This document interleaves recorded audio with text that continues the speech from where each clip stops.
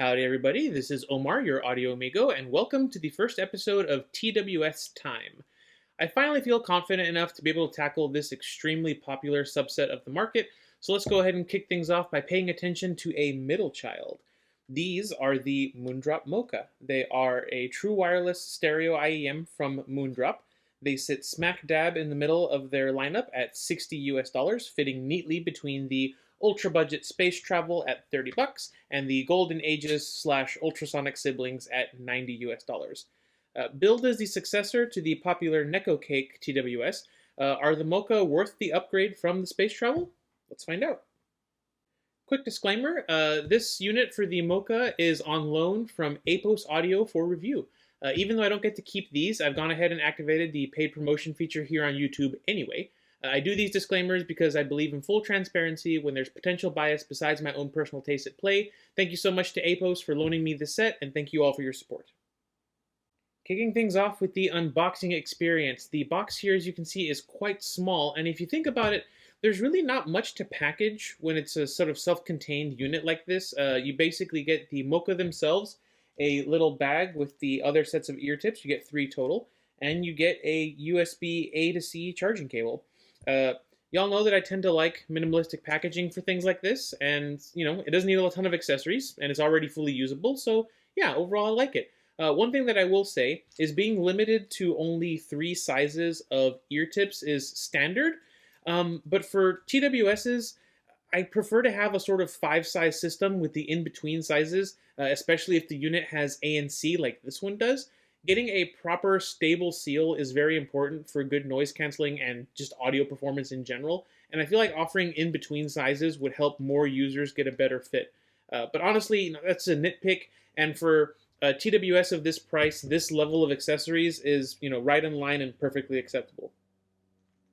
So for a true wireless bud, charging case design is key, as this is the component that's going to be with you at all times. This is where the buds live, this is their home, this is very important. The MOCA's case is this 2-tone gray or 2-tone brown, depending on what color you get, and it's sort of a rectangular shape. The lid is held on by a plastic hinge, and it has a detent to keep it open while you're accessing the buds themselves. There's a slight indentation on top to help with the grip, so it's you can sort of one-hand it like that. The magnets holding the lid shut are pretty sturdy. It's not going to snap open even if you sort of do this wrist flick motion there, which is good for being in a backpack or in a box if you're going to be rigorously shaking them. The magnets that hold the buds in, however, are not as strong, and I was able to shake them loose in my testing, so keep that in mind if you're going to be rocking it with the top open, but with such a nice lid, I don't see why you would. The wells here for holding the buds do fit aftermarket tips. I was able to put my Spinfit Omni on here, which are my preferred TWS tips, and they fit in these wells for these ear tips just perfectly. They don't fit all tips. My standard CP145 testing ear tips did not fit here, so keep that in mind. You probably do have to use tips that are designed for TWS versus IEMs in general.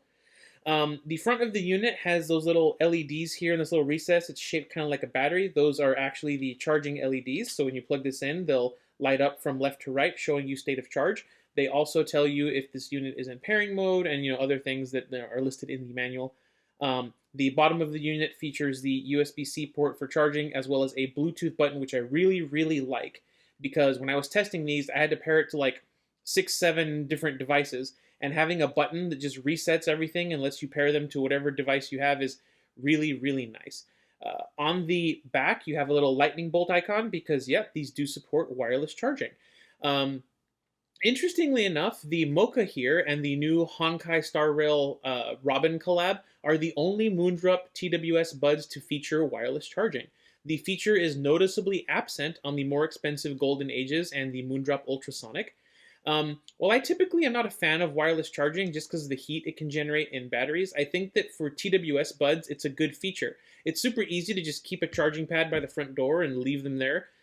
The buds don't use that much battery, so just having it live on the charging pad isn't a bad thing, and it makes it easy to just grab and go as you're leaving home or coming home, just drop them on the pad and head right in. You know where they are. Overall, I think this is a very well-designed case. It's not the smallest or slimmest design, but it's not bulky or awful by any means. The edges are rounded over enough that I think if you put this into a pocket, it's not going to be, super uncomfortable. The pairing button on the bottom is awesome. Yeah, for such an important feature, I think Moondrop did a pretty good job considering this is only 60 bucks. So we talked about the case. Let's look at the buds themselves. Pull one out here. In terms of build quality and construction, the MOCA takes a lot of inspiration from the Space Travel. Like the younger sister, the MOCA are a stemmed earbud design made of hard plastic with some exposed charging contacts here on the bottom. Above those contacts is this little tunnel. You can see it's sort of see-through. The microphone lives in there. Moondrop claims that the tunnel helps reduce wind noise and improve the microphone quality. I will have a microphone test for you guys later on. The black spot on the front here is actually a photo sensor that it uses for wear detection, which again I'll talk about later.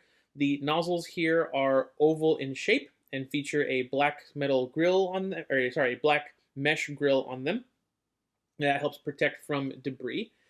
The stem here is the touch surface. This one has the letter R for right, and the other one does not have an L. It has the little MOCA cat logo on there. But the stems are the touch surface. It's on the back here, only the top half, which I'll talk about in a second, but it does a decent job. Touch controls on something that you're always going to be adjusting or moving in your ears is not ideal. The fact that only the top half of the stem is sensitive means that it's a little bit easier to just use the bottom to adjust things. Not ideal, but again, I'll talk about it later. All things considered, these feel to me like a more premium version of the Space Travel, which is what they are. I personally don't have a preference between stemmed and stemless buds. I will say that I find the touch controls easier on stemmed buds. It's just easier if you're going to be constantly adjusting things. These are a bit plasticky, but for 60 bucks, I feel these are nice and solid, and they definitely get the job done. Let's go ahead and pull up the specifications for the MOCA. The MOCA are powered by the same 10mm dynamic driver with a ceramic composite dome that Moondrop are using in the Aria. They feature active noise canceling and wear detection, as I discussed just now. And the MOCA support SBC, AAC, and LC3 codecs, but not LDAC. So there's a little something to keep into consideration. There is a companion app that lets you access 4 additional tunings for the bass, as well as a custom EQ preset. The app also lets you customize your touch control settings, as well as disable or tweak the functionality of the wear detection photo cell. As far as latency goes, in music mode, the MOCA is the fastest TWS I've tested at 196 milliseconds using my current testing methodology. Switching the MOCA into game mode drops the latency to 92 milliseconds, which is good enough for second place overall in my latency testing. In terms of battery life, I got 5 hours and 54 minutes on my grindstone battery rundown test, which is only 6 minutes shy of the manufacturer claimed 6-hour battery life, which is honestly kind of impressive. In terms of range, I was able to get 12 meters from my testing device before I got signal dropouts, and that includes 2 walls between me and the source. So that performance is about average compared to the other TWS I've tested, and it exceeds Moondrop's claimed 10 meters in open air. So it's doing better than Moondrop's own internal testing, at least in my testing. As far as the nozzles go, the MOCA actually has some of the smallest nozzles I've seen in the TWS segment, even smaller than the ones on the Space Travel. They are a little bit longer than average, but nothing too crazy, and in my experience, that helps them hold on to tips better. In terms of weight, the buds come in at 9 grams together, which is a little on the heavier side compared to what I've tested. Same goes for overall weight. 51 grams is the second heaviest TWS I've tested. Overall, though, the MOCA doesn't come across as cumbersome or difficult to operate compared to the competition. It's a very usable size, even if it isn't the smallest or lightest overall. Let's go ahead and put these on the TWS Cool Wall. The MOCA are pretty understated looking. The case is going to spend most of its life in a pocket or in a backpack, so it's not really what people are going to be seeing. The buds themselves are sort of that sleek, understated look that blends in with pretty much any environment or choice in fashion. I don't think they're particularly cute or cool or interesting or futuristic. These are going to go straight into the bland section. I think Moondrop could have given them, a bit more style or flair. Even some more color options would have been nice. The two-tone gray and the two-tone beige are a little one-note. Blue would have been good, or like a dark green or a red. I think it would have livened these up a little bit. So when I first started doing the Council of Ladies segment, I got some questions from the ladies along the lines of, Are all of these going to be wired? And after almost a year of answering surveys, we finally have our first wireless options. So let's start off by seeing what color they prefer. Looks like it's 4-1 in favor of gray here, with only lady number 3 picking gray. But she is on record as a known taupe preferer, so keep that in mind. Are they pretty? No. No, these aren't pretty in the slightest. Only one meh vote stopping these from being 5 out of 5 not pretty, so dodged a bullet there. That obviously means a complete lack of compliments for wearing these out and about, so don't expect any if you are rocking these. Finally, here are their thoughts, and yeah, not great results, all things considered. Not a whole lot of positive things to say here. For a brand with a history of pretty attractive shell designs and nice carry cases, I don't think the ladies really thought the MOCA hit the mark. When it comes to comfort, the MOCA actually did pretty well for me. For TWS IEMs, I like to use the Spinfit Omni tips, as I mentioned, especially if the ones that come with the TWS don't suit me personally. The MOCA's case and nozzles fit the tips well. The oval shape on the nozzle can be a little bit awkward for some of the round core tips, but the nozzle on the MOCA, as I mentioned, is small enough that it should be able to take round core tips without too much difficulty. I had no issues wearing these for long periods of time. They stayed in my ears well during walks or while walking around the house doing chores and other things. As far as my wife goes, she didn't mind the overall size on these. The case worked well for her. She was able to pull them in and out and use them without any issues, meaning the case isn't too complicated or difficult to pull them out. They did take her tiny TWS tips just fine. She wears the extra small size of the Omni. However, something about the shape in her outer ear here didn't suit her very well. The already shallow fit became ultra shallow, and they felt very insecure in her ears and very loose feeling in general. She said that they were a pass on the tiny ears test for about the first 15 minutes, and then after that they became a fail. So overall, these are a fail on the tiny ears test, so keep that in mind if you're using extra small ear tips. From a user experience standpoint, there are some quirks with the MOCA, like there are with basically any budget TWS.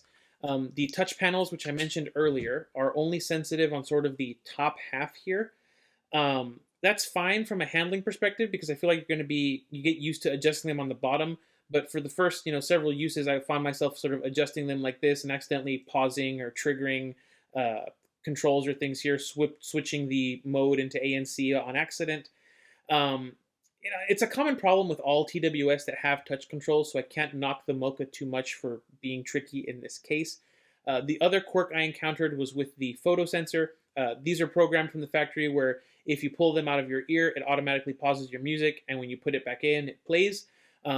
You can have the situation where you pull the earbud out and you put it down, and if the photo sensor is facing down like I just did there, the music will continue to play.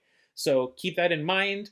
If you're going to be using the photo sensor feature on these, you can turn it off in the app if it's really bothering you, but I know some people really like that functionality. I left it on after I was cognizant of how I was putting them down. It really wasn't a problem. Only other thing that might be a gripe for some people might be the voice that announces what mode you're in and other things. So when you're switching between transparency, ANC, and normal mode, you get Mitsuki Yuki, which is Moondrop's mascot. I think it's interesting in the fact that it's not a vocal prompt. She's doing sort of vocalizations that work in any language, which means it should be universal. Some people are not going to appreciate an anime girl's voice in your ears, so if you've been thinking about these, be aware there's a cute anime girl that will talk in your ears if you get these and make sort of noises at you, so if you don't like that tonality of voice, then maybe stay away from these. Speaking of the ANC, the performance is okay. For something in the $50-ish price range, I don't really expect the ANC performance to be amazing, and honestly, it does a decent job considering how affordable these are, especially with low frequency noise such as AC motor hum or like washing machines, dishwashers. It does a pretty good job cutting that noise out.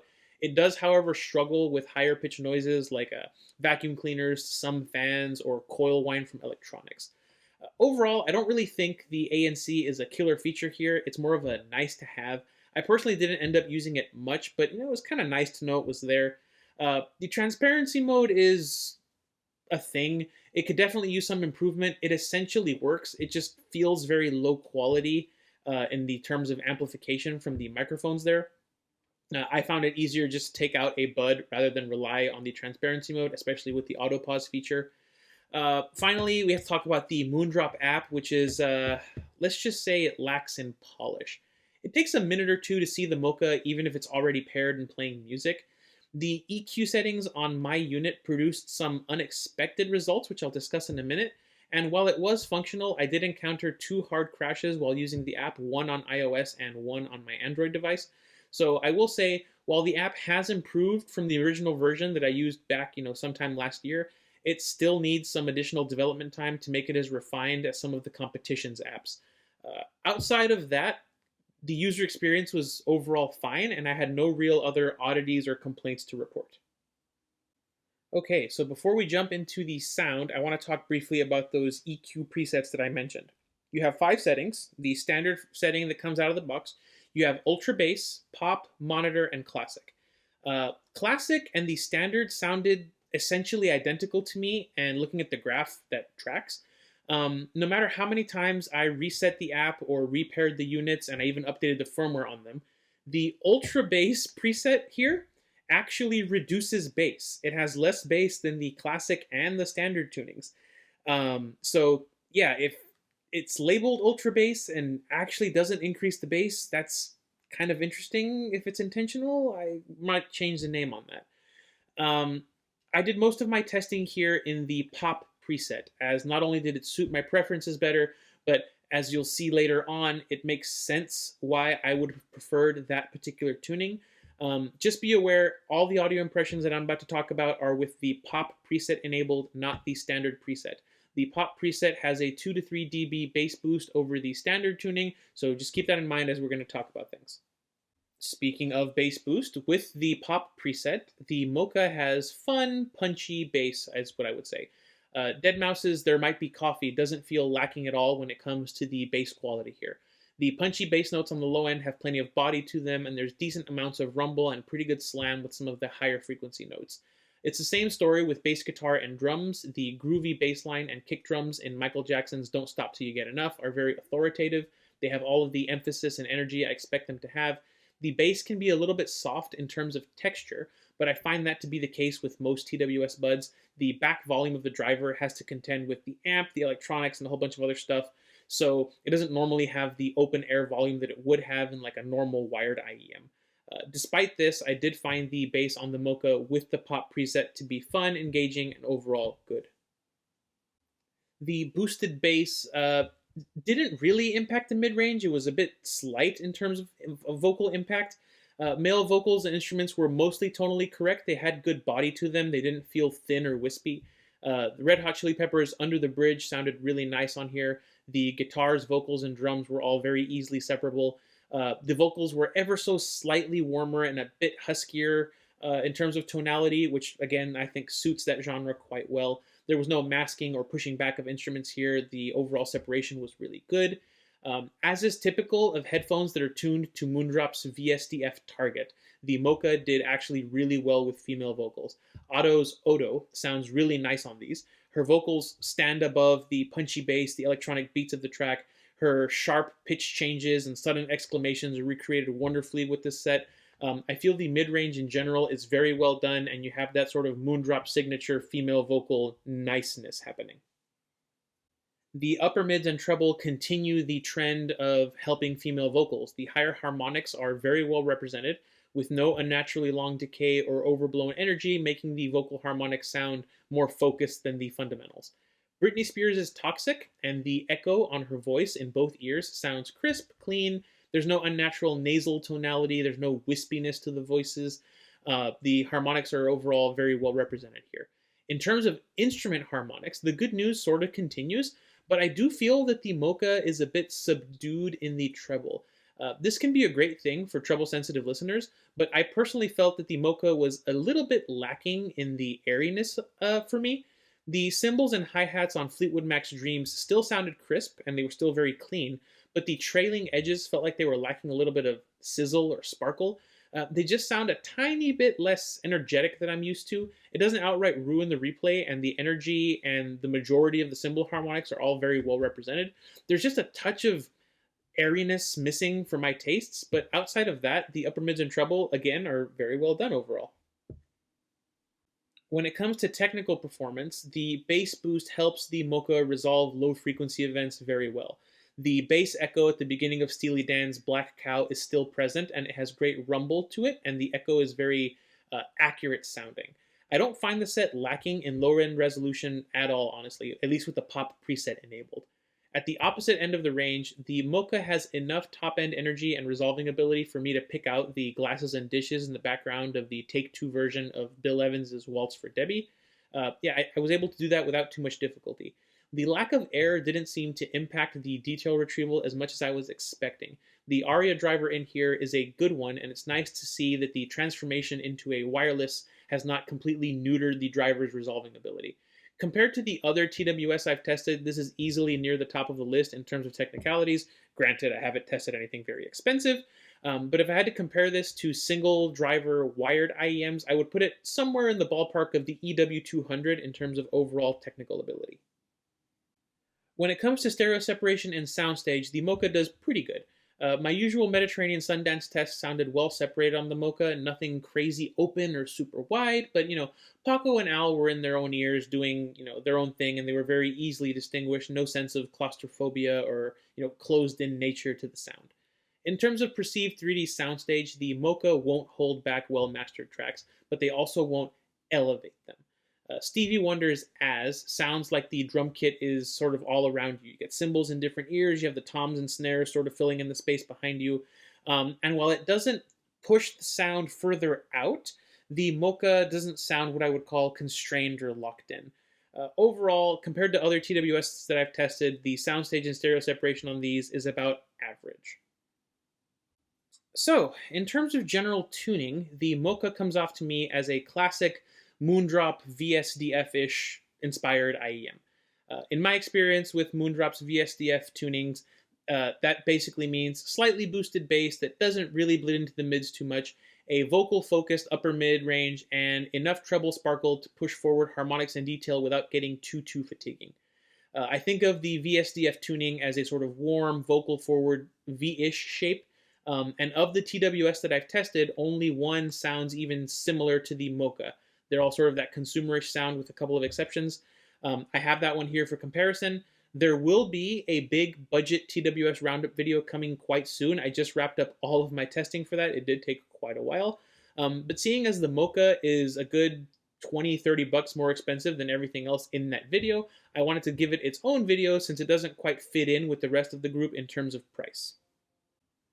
But here is the main competition for the MOCA, in my opinion, in terms of sound.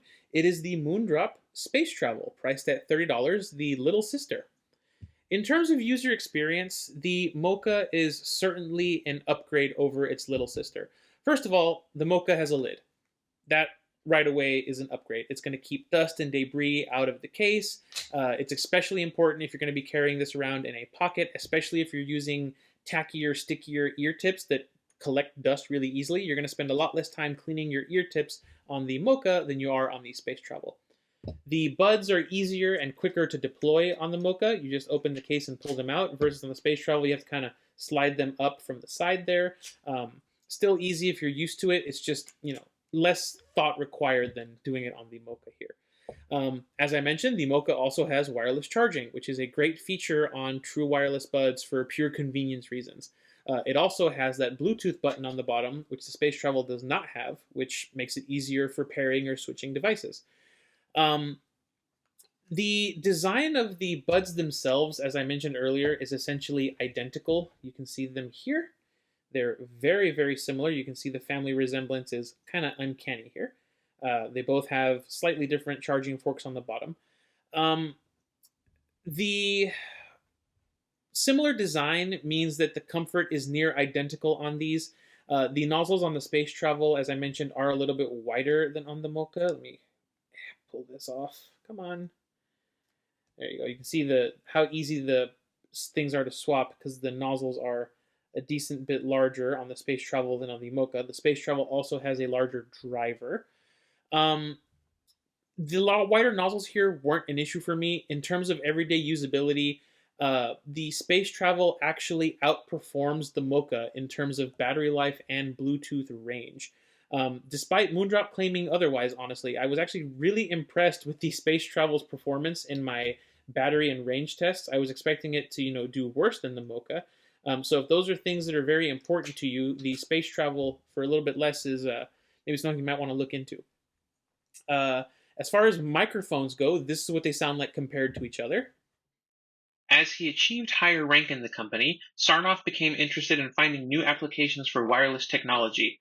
A memorandum he sent to the Marconi Company chief's engineer, for example, looked at the way wireless might supplant telegraph as the main means of railroad communication in the United States. It contained a detailed proposal for equipping freight trains with wireless sets in order to make radio contact between the cars.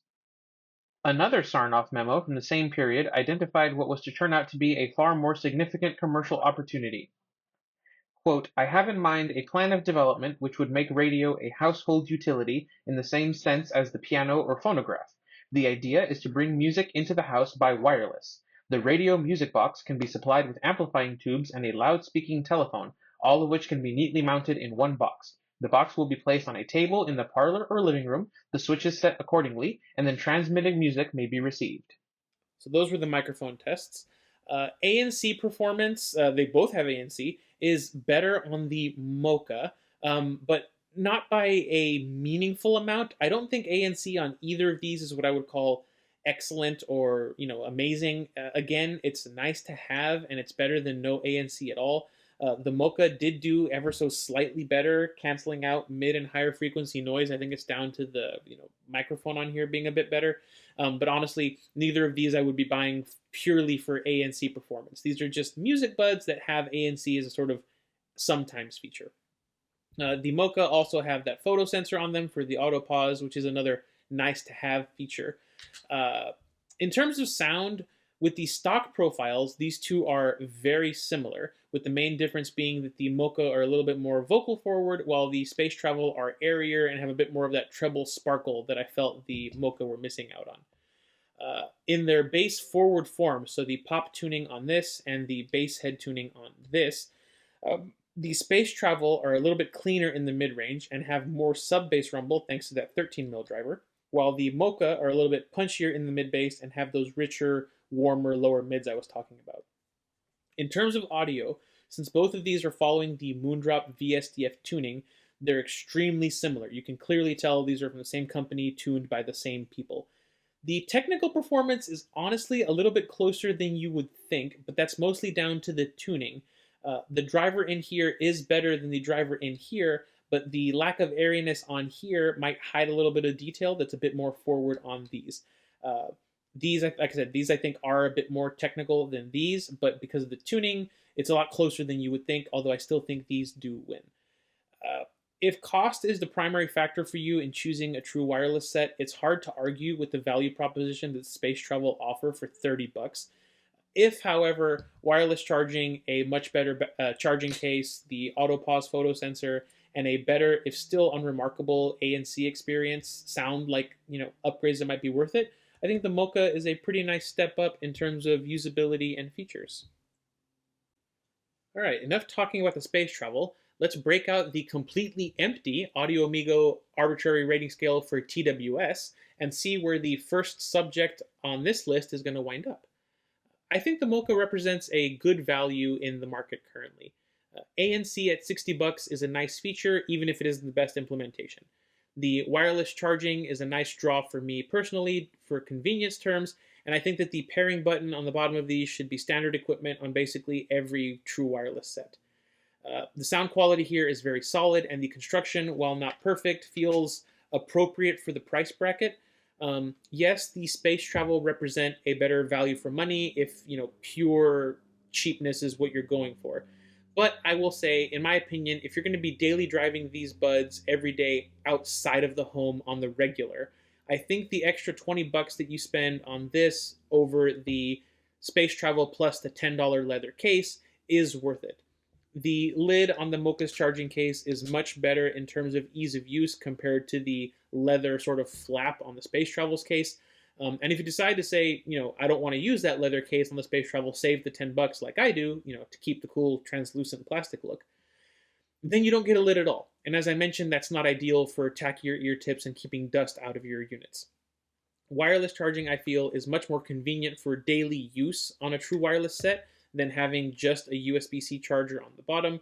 And for the short charging sessions that this will see, the heat buildup in the battery honestly wasn't that much of a concern, at least in my testing. The MOCA are going to go up in the "this is brilliant" tier, as I think that for someone who daily drives TWS, they represent a very solid value and a very clear and present upgrade in terms of usability and daily drivability over what I think is still the overall value king that is the space travel.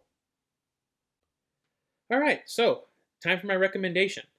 First off, I will say, if active noise canceling is your priority for choosing a wireless set, save up your money and get a better implementation. The MOCA will not be for you. The MOCA also isn't for you if you prefer the sort of stemless style. You have to, these come with a stem. If you don't like the stem, you have to go with something else. The MOCA also isn't for you if you're coming from something that has the sort of typical consumer V-shaped sound signature. Tons of bass, tons of treble. The Moondrop VSDF signature will come across to you lacking in bass and lacking in excitement for you, even with the pop profile engaged if all you've been listening to is more consumer-focused buds.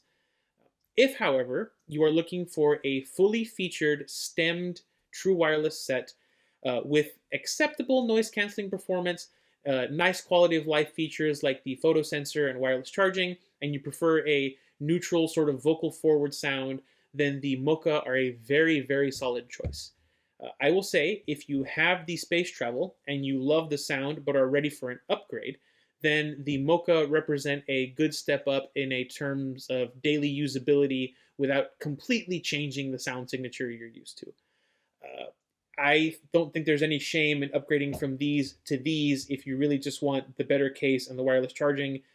$30, all things considered, $20 if you have the leather case on this, is not a whole lot in terms of true wireless with the super expensive models that are out there.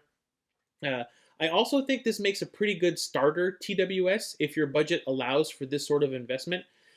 Because while the MOCA might look pricey compared to the space travel, as I mentioned, compared to something like the AirPods Pro or the Sony WH-XM5s, whatever they're at nowadays, these are so much more affordable, and they're even considered like an ultra budget pick. But that's going to wrap up my first ever true wireless stereo review. What did y'all think? Do you care about true wireless stereo buds? Do you want to see more of these? I do have a sampling of buds from the $20 to $45 range to do a little roundup for you guys. But should I be saying yes to people who want to send me, open earbuds and TWSs? Do you even care? Is the me constantly fiddling with the charging case really annoying? Let me know what y'all think. Look forward to some more new content coming very soon. But for now, thank you all so much for watching. I hope you enjoyed this video. This has been Omar from Audio Amigo Reviews, and I'll catch you next time.